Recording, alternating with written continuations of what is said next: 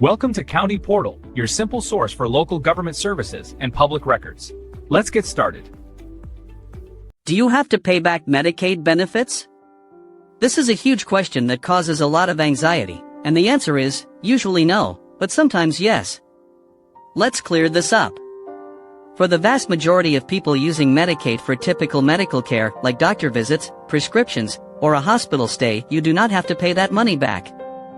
Think of it like any other health insurance. You qualify for the benefit, you use it, and that's it. You won't get a bill years later for that checkup or the medication you needed.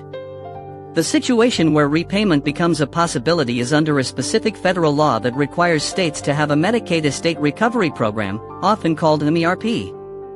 This is the key thing to understand. This program only applies in certain situations.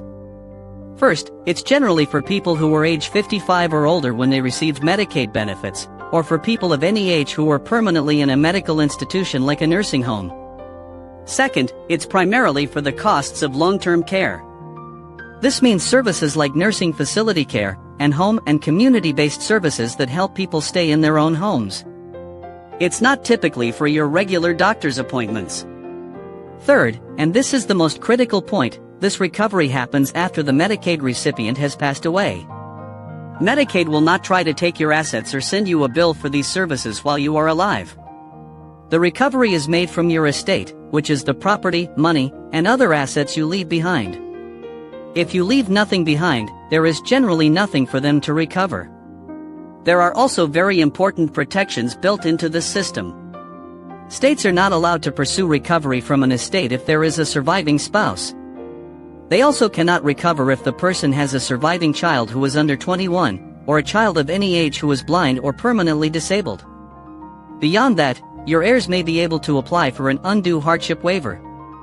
This means if taking an asset, like the family home, would cause a significant, proven hardship for the heir, the state might agree to waive its claim. The rules for what qualifies as a hardship vary a lot from state to state.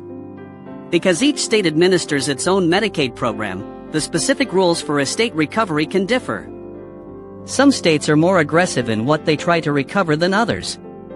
That's why it's so important to look up the specific Medicaid estate recovery rules for your state. So, to summarize, for everyday medical care, you don't pay Medicaid back. The payback rule, known as estate recovery, is for long-term care costs for those 55 and older, and it only happens after death, from the person's estate, and only if there isn't a surviving spouse or protected child.